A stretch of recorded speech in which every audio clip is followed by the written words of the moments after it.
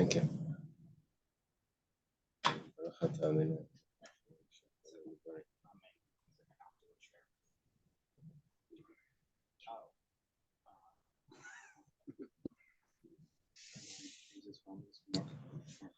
Okay. Today we're going to start on the bottom of base and base 2b, right before 3a, like a line before. We're discussing first of all, we thank Hashem that we're able to learn every day, and it's less of our learning some English. We're discussing the language of the Mishnah that we said that Isha Niknas B'Shalish Drachim, that a woman is acquired in 3 ways. We said, why 3 ways? We should have said 3 things. She's acquired with 3 things. Dvarim, we should have said, not Drachim. So we said 2 answers. One answer was that the word for relations is derech. The way a man is with the woman, says he uses the word derech. And since over here, one of the ways that a woman is acquired is with relations, so he uses the word derech. The other explanation was that he uses the word derech because it's the way of a man to go and search for a woman. I thought Bia was relations. Bia is relations, but the biblical in the Torah we have the word derech. Derech is like a path. A path, which means also means a way. Derech gever ba'alma king derech isha menefes. The way of a man with a woman, so is the way of the adulterous woman. So we had an explanation why in our Mishnah we use the word derech. 2 explanations actually. Then we said, so why do you use the word derech when you're talking about examining the zav? Use the word derech over there. We said over there is coming to tell me that the way of the natural cause of overeating or overdrinking would be to become a zav, or to have a mission. Now we have another question. Why do we use the word derech by an esrog? It says like this. And this said, it says in the Mishnah, this is on the bottom of the page, esrog shavalilam begimel drachim nisni dvarim. Why does it say that an esrog is comparable to a tree? What we mean over here is that is esrog considered a fruit or a vegetable? So in 3 ways it's considered a fruit. And in one way, the Gemara is going to say it's considered, the Mishnah is going to say it's considered a vegetable. But why do we say it's comparable to a fruit in 3 ways? It should have said in 3 things. We're asking about the word derech. Why does he use the word derech there? Gimel drachim. Should say dvarim. The Gemara says, well, that's not a problem. Because we want to say in the end that it's comparable to a vegetable in 1 way, so that's why we use the word way. Gemara says, but you have the question there also. Say phenomenisni davar. Why over there does it say davar? Right over there does it say derech? It should say davar over there. Why does it say the way? It says hasam kamash malan. Over there it's coming to tell me the darki the esrog ki yerek, that an esrog is comparable to a vegetable. My yerek darki legadol al kolmayim b'shas lekitasi yisuri. Ap esrog darki legadol al kolmayim b'shas lekitasi yisuri. Over there is a logic that compares it to a vegetable. Because just like a vegetable needs extra water, it can't rely on the rain. You have to bring water to it. So to the esrog needs water. Needs extra water. That's okay. Let me go back and explain what this comparison was: esrog to vegetable and trees. So there are 3 ways that an esrog is comparable to a fruit of a tree. First of all, it grows on a tree. Okay, there. Halachically, what we mean is that first of all, there's arla. The first 3 years, it's forbidden. Second of all, there's the 4th year where the fruit needs to be brought to Jerusalem. And the third thing is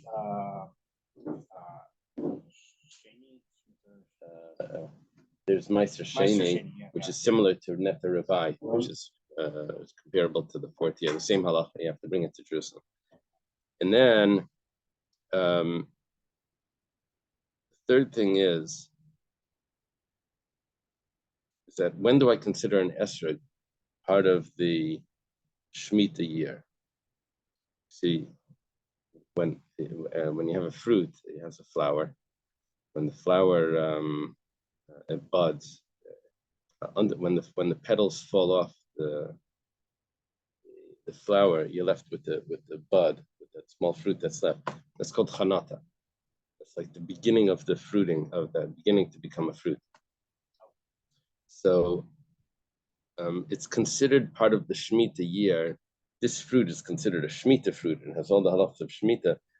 If the chanata, if the flowering happened during Shemitah, at that very early stage. In an esrog. An esrog does that, yeah. When an esrog is, I have these little flowers on it. Into those esrog farms or something in Italy or No. No. Maybe we should take a trip. Yeah, let's go. Yeah, the mangoes here, you don't see the flowers so much because they're tiny. You just you see it, the floor gets yellow or whatever. But on the citrus, you see like the white flower. It's like a nice white flower. Anyway, when that flower falls off, it's left with. But that if that happens during the 7th year, then it's considered a Shemitah fruit. A vegetable, on the other hand, is when it's picked, not when it flowers. When it's picked at a later stage. Anyway, so those are the 3 comparisons to the fruit of the tree. How is it comparable? It's comparable one way to a vegetable. That has to do with the meiser. That vegetables, the meiser goes at depending on which year it's in, the meiser switches. So every year you have to give meiser to the Levi. It's called meiser rishon. Some years you have to give meiser sheni, which means that you have to take the fruit or the value of the fruit to Yerushalayim. But every 3rd and 6th year, you have to give Meiser Ani. Instead of going to Yerushalayim, you give it to the poor.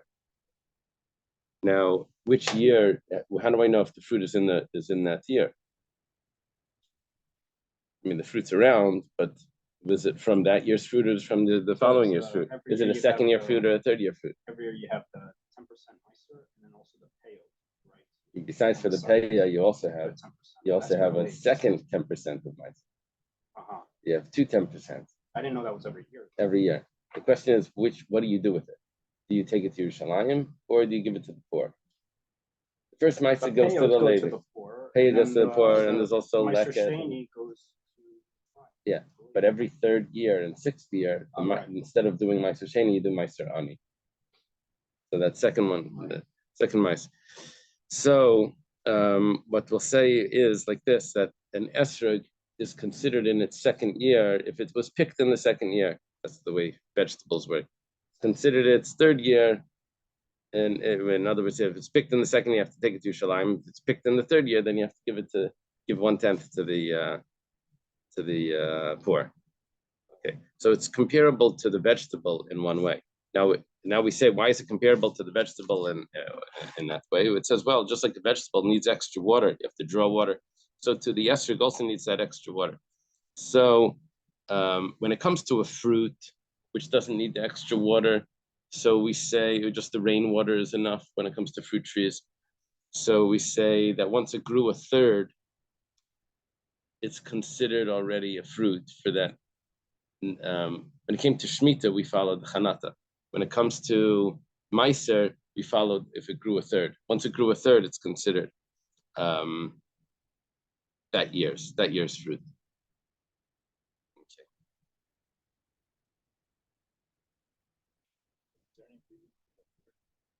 Growing a 3rd is considered that it's the basic edible part, even though it's not really edible at a 3rd. When it comes to grain, at a 3rd, they would cut it down and then they would let it grow again. They would use the first growth for hay. Anyway.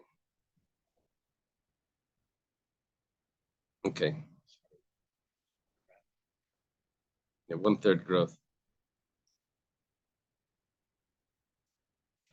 So we asked why do we use the word derech when it comes to an esrog, that it's comparable to this? We say, well, it has a certain characteristic which is similar to the vegetable. Because of that, we use the word derech, which means its way, its mannerisms. Also, if it's comparable to the tree. But we have another Mishnah. It says koi. It's not the Japanese fish. This is something else, or maybe it's kvi. Kvi. I don't know how is it pronounced? Koi. Yeah, it sounds like the Japanese fish. It's not. It's probably a buffalo of some sort.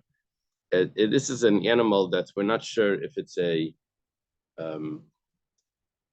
domestic animal or a wild animal. What's the difference? There's a bunch of differences in halacha. Well, we'll see. Yeah, you'll see. So you have a bunch of different things here. Yesh by drachim, that it has ways, and we use the word drachim here, ways that shavalachaya, that's comparable to a wild animal. So just like a wild animal, when after you shecht it, you have to cover the blood, which you don't have to do when you shecht a cow or a sheep. You don't have to cover the blood. You only have to cover the blood for a wild animal or for a bird. That's why by kaparis you know about it. Or if you shecht a deer, but you don't. And if you shecht a cow, you don't have to cover it. So a koi, you have to cover the blood, similar to a wild animal. It's also similar to a domesticated animal. Why? Because it has the forbidden fats. If you shecht a deer, you can eat there are no forbidden fats in the deer. But in a cow, there are forbidden fats. It's called chalev. It has the loss of chalev. So a koi, a buffalo, or whatever it is, I don't know what it is, you have to be careful about the forbidden fats. It has things that are comparable to both wild animal and domesticated animal. That is, that you have to shecht it. Shechita. It also has things that it's not considered this family, it's not considered that family. That comes to mating. You can't mate it with a wild animal, you can't mate it with a domesticated animal. So how is this related to this like making a kal b'chomer? No. Nisni dvarim, it should say dvarim, it should say, why does it say the word derech, that it has ways that are similar? All of this is all a language discussion. It's really a grammar discussion. It should have said things. Mar says, we have another question. Tanan, we have another Mishnah. This is one of the ways that a woman's divorce document is comparable to a deed of manumission of a slave going freed. Why do we say ways? We should have said this is one of the things. Ella, rather the Gemara says, Kol hechadika plukta tani drachim. Kol hechadleka plukta tani dvarim. Gives us the grammar rule here, that whenever we have anything that's any distinctions, see, in one way it's similar, in another way it's not. We're going to use the word way. Whenever we're going to say that we're not going to say how it's not similar, we're just going to say that it's only similarities, we're going to say dvarim. We're not going to use drachim. And whenever we're going to have to say that in some ways yes, in some ways no, there's a plukta, there's a distinction, that whenever we're going to compare and contrast, then we're going to use drachim. Whenever we're just going to do comparisons, we're going to use dvarim. Dekanami, prove it to you. Tani Seifa, that's the end of that Mishnah by the Esrig. It said, Esrig Belezer's opinion is that an esrog is comparable to a fruit from a tree in all ways. And you know what he says? L'chol davar. Doesn't say derech. Why? Because there's no contrast. Only when there's a contrast do we use the word derech. Rather than similarity. We use the word to say a similarity when there is also a contrast.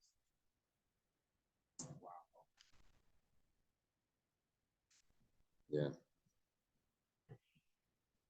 Okay. That was the discussion of the first page of Kiddushin according to the French sages.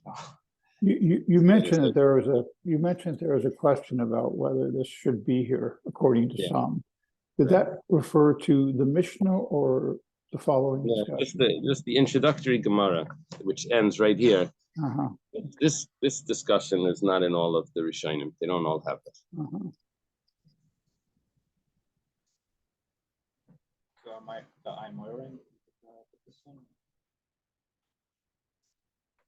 I'm not sure why. Some manuscripts have it, some don't. But Yeah. Like when you want to learn the Rishonim, you want to learn the Gemara with Rishonim, you really have no other material here on this first page. You just have Gemara, Rashi, Taisus. You have Rashi and Taisus. But when you want to look up the Ramban and the Rashba and I think the Ritva, I think they all skip it. But they came after this was written. Yeah, but they lived in a different area. They lived in Spain, and in Spain didn't have this.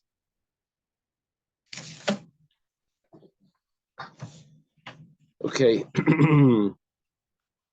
Minyana the Reisha Lamutimai, Minyana the Seifa Lamutimai. Whenever the Mishnah gives us a number, it's always coming to exclude something. It says in 3 ways.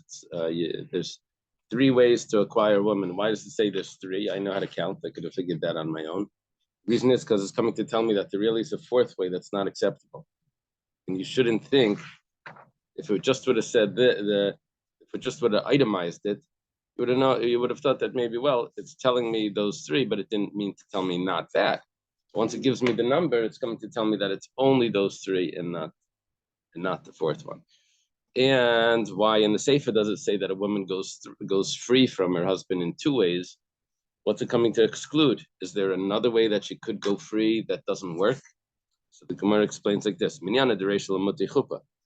The number in the beginning, which says that there's 3 ways to acquire a woman, that a woman's acquired with money, with a document, and with relations. Those are acceptable ways. But the 4th way is not acceptable. That would be chuppah. If you wanted to use a wedding canopy for Kiddushin, that doesn't work. Right? A wedding canopy without a ring. Just use the canopy. Yeah. The money is implying that you give a ring also. Yeah. The money means the ring is money. That's what the ring is. Why do we use a ring? You could just give like a check. It could have been. Well, I don't know a check, but it could have been a coin, a silver piece of something, or anything of value. Actually, anything of value. That stone that the professor brought yesterday. The stone. It's worth a Shabbat Pruta.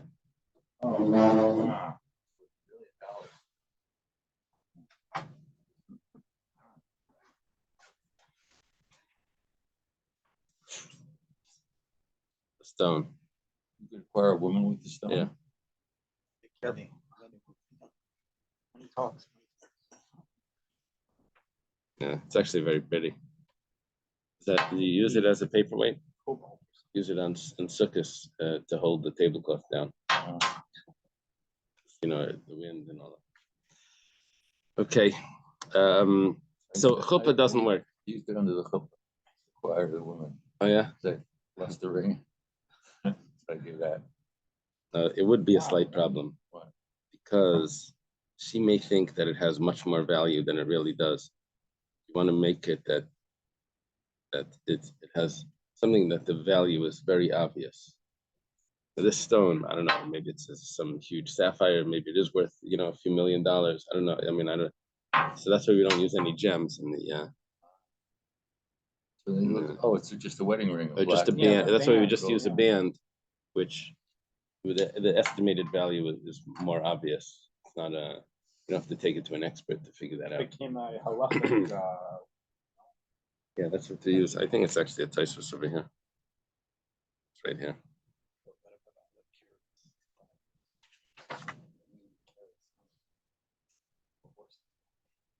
But it could be a false gold, just like a plastic with a gold. Yeah, no, even if it would be fake gold, it still would have a value of at least a pruta. So a cigar ring might not make it, because it's an antique cigar ring. It would have to be an obvious. And we have a concern that maybe her intention is she thinks she's getting a huge amount, right. And then when she realizes that it's really not, then she said, "I never would have agreed. I thought you were giving me, give her the car keys that has like a Mercedes symbol on it." It turns out that was just a symbol he put on. It was really a Dodge. Okay. Remember those cars? They used to be Israeli cars.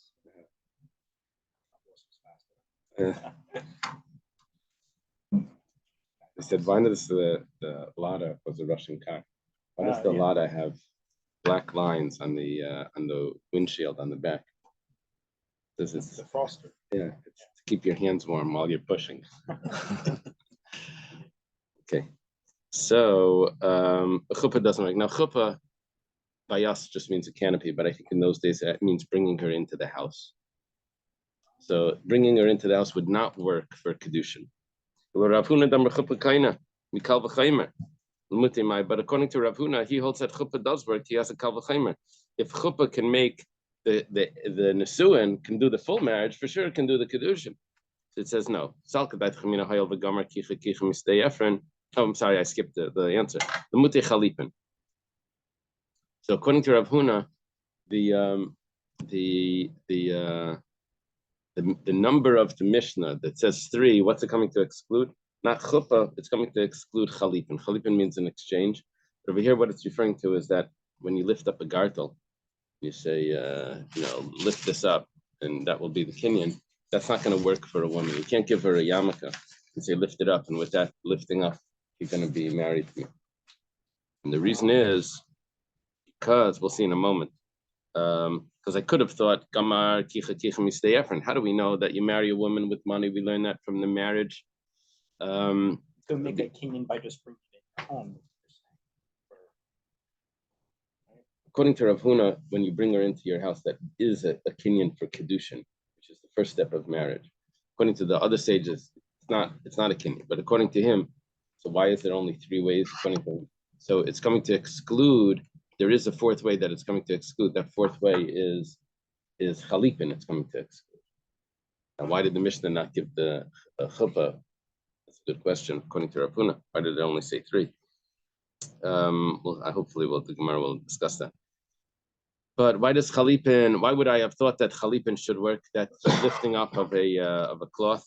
It says, well, we learn marriage from Sdei Ephron, from Avram purchasing the field from Ephron to bury his wife. Masa de mekani b'chalipin, afishanami mekani b'chalipin. Just like a field is acquired with lifting up a cloth, so too marrying a woman should be acquired with chalipin. Kamash Malan comes to teach us that it doesn't work. Maybe it does.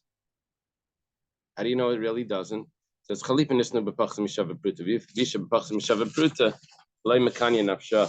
Chalip, the cloth doesn't necessarily have to be worth a pruta. It could be an old worn-out yarmulke that she's lifting up or something.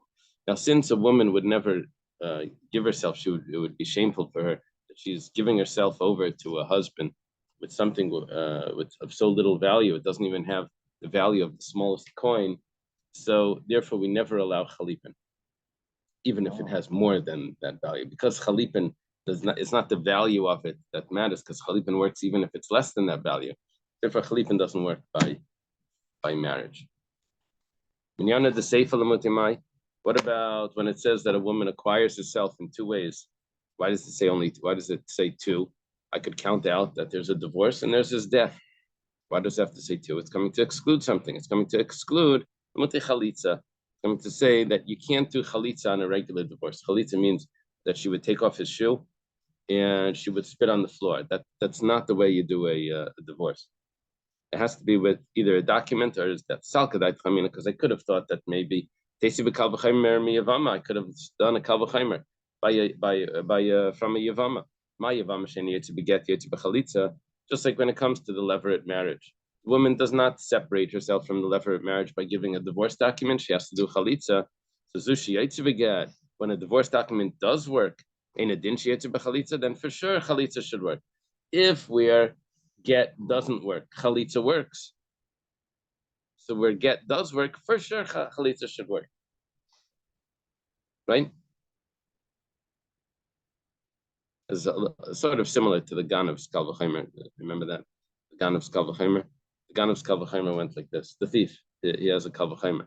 He says, if you're not allowed to take things from my wallet, but I am, so your wallet that you are allowed to take from, for sure I should be able to. No, say that again. If my wallet, you're not allowed to take from it. Right. But I am. So your wallet that you are allowed to take from it, for sure I should be able to. Right? If you're not able to, I am able to. So when you are able to, for sure I should be able to. That's his kal v'chaimer. Anyway, that's sort of like this kal v'chaimer over here. Anyway, the Gemara says, Kamashman comes to teach us that it doesn't work like that. But maybe it does. So Amar Kra, the pasuk says, Sefer Krisas, that you have to give a bill of divorce. Sefer Karsa. That means the book, the document is what does the divorce. Vein Davar Karsa and Chalitza does not do a divorce. So there's only two ways, and it's coming to exclude Chalitza. Okay. So biblically, there's not necessarily a document with Chalitza. No, there was only a record of it. But that's not. There's no real document. Mm-hmm. Witnesses. Or witnesses, right?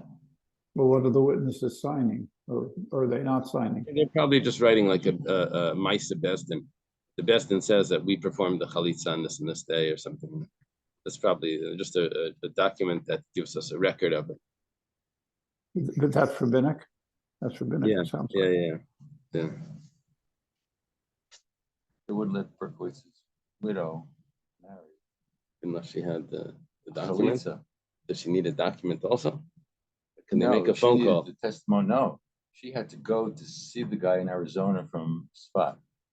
Right. And he had no interest as the surviving brother, right?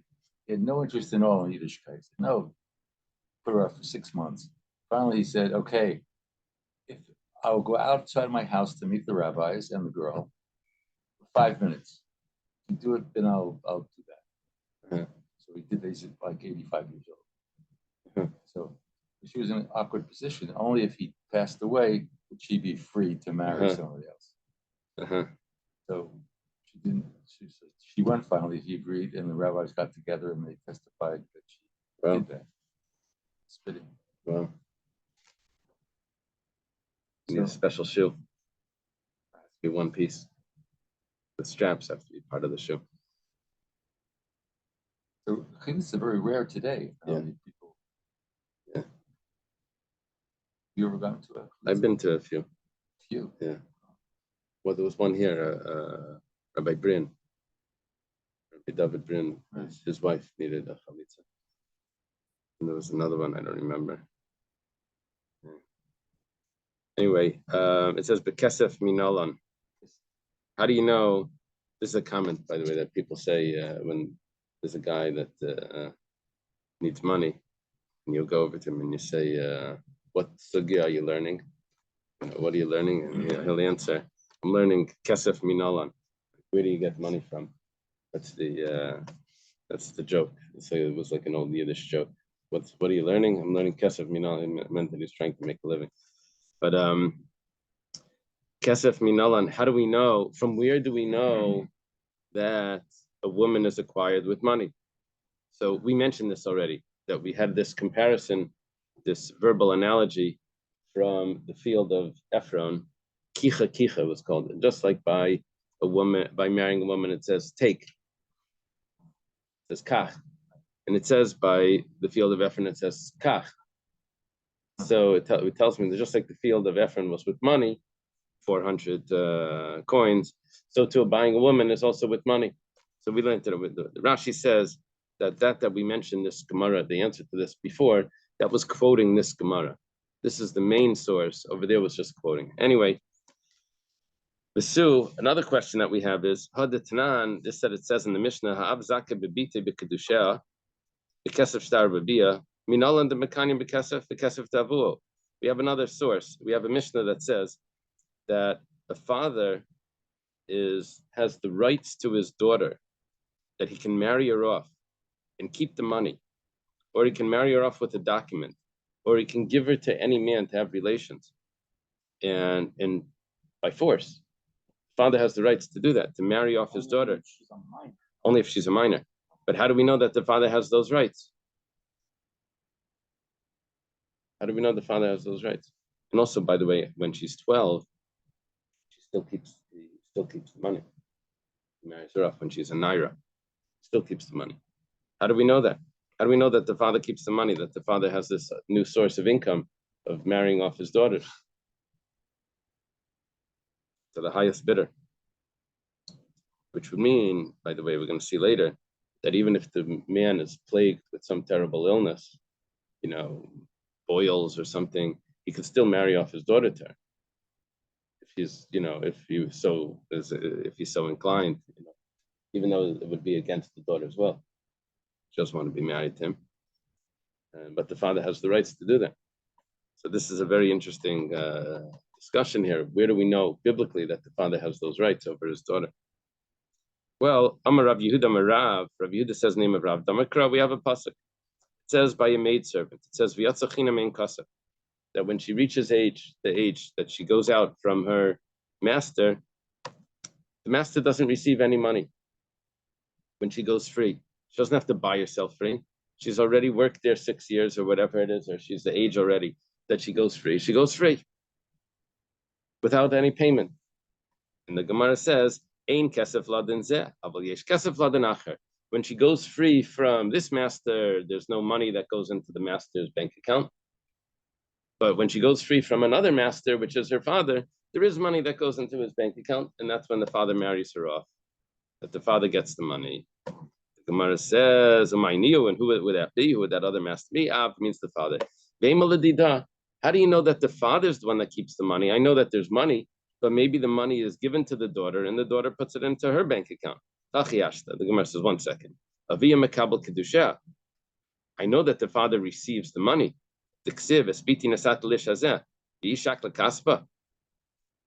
That when the girl gets married, we have another source that says that when a man claims that he didn't find that the woman that he married was a virgin, so it's called the Moitzi Shemra. He makes a bad name about this girl, basically saying that she was adulterous before the wedding.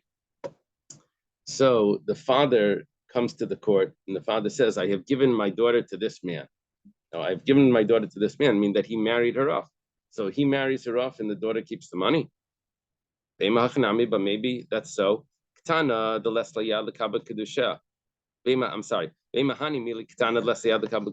Maybe that's verse is referring to a girl that's so young that she was a minor, she's not able to acquire, so the father keeps the money. Aval Naira, but if the girl is already 12 years old, before she's 12 and a half, but maybe she could marry herself and keep the money.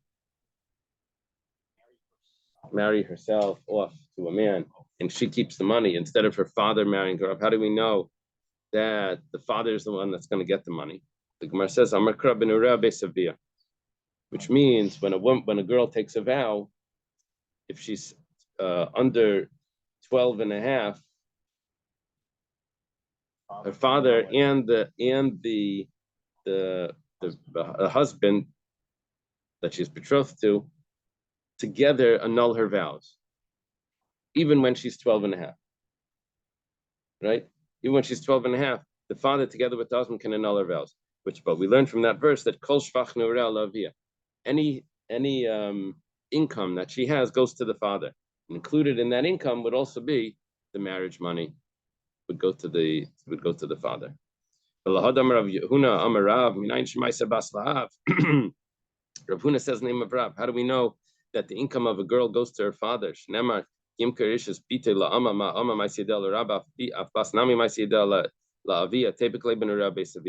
Why did I need Rav Huna Amarav? Rav Huna says in the name of Rav to tell me that. How do I know that income from a girl goes to her father? It says that a man can sell his daughter as a slave. Now, just like that, as a slave girl, all of her income goes to her master. So too, all of her income goes to the father. Why do I need Rav Huna Amarav to say that if you have another source from annulment of vows, that all income goes to the father? Gemara says,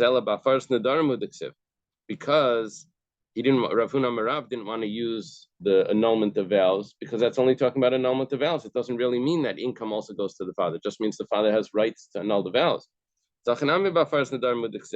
So here also, we really don't know that a girl that's 12, that the money that she receives from her marriage is going to go to the father because the father can annul her vows. That's just an annulment of vows. I would really only know that under 12, the money would go to the father, but I don't know over 12. Maybe I can learn from the annulment of vows that if the father can annul the vow, he can also keep the money. It says, you can't learn monetary things from ritual law. Just because the father has the rights to annul the vow doesn't mean he keeps her money. Maybe we should learn it from the knas. Now, a knas means that if this girl is raped, the man that rapes her has to pay the money of her virginity to the father. Well, if that's the case, that the father would get that money, so that must mean that the father should also get the money when he marries her off. There's a comparison there, because the father was losing out on that income of the marriage money, and therefore he gets that money from the rape. What is the money from the rape? It's the money that pays for the virginity, and which means at the wedding he's going to end up, or the wedding money is going to be less. The person's going to pay less. So the Gemara says you can't do that because you can't learn from that. Because over there, the money that the perpetrator pays is because the rapist is because we need him to lose money. That's a fine. It's not an income for the father. The difference between a fine and money, like restitution versus a fine, is that money, restitution is the main point of that is for the person that lost the money to get it back. The main point of the fine is that the person that did that action has to pay it. Where it goes to, sometimes it ends up in the court. The government. It ends up in the government if there's a fine. It's not where, right? So you can't learn a monetary debt from a fine. Fine has a different rule. It's a whole different story. Okay. But there is also, when a rapist rapes this young girl, he also has to give, besides for the fine, he also has to pay for the actual damage. Part of that damage is her embarrassment, and also that she's worth less. She's worth less. Now, so if that's a monetary payment that the rapist has to pay to the father, so also we could also understand from that a girl that's getting married, that the money was going to go to the father if she's under 12 and a half. No, the Baishis Upagam, the father has the rights over, because the father had the rights to marry her off to anyone, even if that person would have been an embarrassing person for her, which means that he has the rights over her embarrassment. But it doesn't mean that a regular marriage, he keeps the money. He had the rights to give her in marriage to that person that would have been embarrassing to her. But it doesn't mean that he keeps the money of the marriage. Rather, it's logical. When we said before, that when a woman is, when a young girl is a slave, and she goes out because she reaches the age or whatever it is, so she goes out and there's no money. We said there's no money to the master over there, but there is money to another case where she goes out, which is referring to when the father marries her off. We're thinking that just like when we meant over there that there's no money to that master, so too there's no money to this. So too when she gets married off, there is money to that master. So the contrast is money to master versus money to master, not money to her. So that's how we know that the money would go to the father, because in that original comparison that we had, it's the contrast is that there's no money to the master, to the slave master, but there is money to the father that marries her off. Gemara says, but you can't compare. The way that she goes free, we're on top of Daf Dalet, the 4a. You can't compare. The way that she goes free from a slave master is not similar to the way she goes free from her father. Over there, she leaves the slave master entirely, and she has nothing to do with him anymore. But over here, when the father sells her to the father marries her off, she's still not totally free. She's still not married. She's only betrothed. Why? Because the father still inherits her. And the father still, well, that's not an inherits her, and also the income that she makes until she's married still belongs to the father. Kumar says, well, but in one area she's 100% free, and that is that the father cannot annul the vows on his own anymore. He would need the husband to be there to annul the vows. So in that aspect, he doesn't have the full control. One that she's betrothed. Once that she's betrothed to, right? The Tanan was taught in the Mishnah, that the husband needs to be there to annul the vows. Okay, let's leave it over here. Basically, what we're left with is that the Yatzachinam, she goes free from a slave, as a slave girl, teaches us that the father can marry her off and receive the money of the marriage, of the betrothal.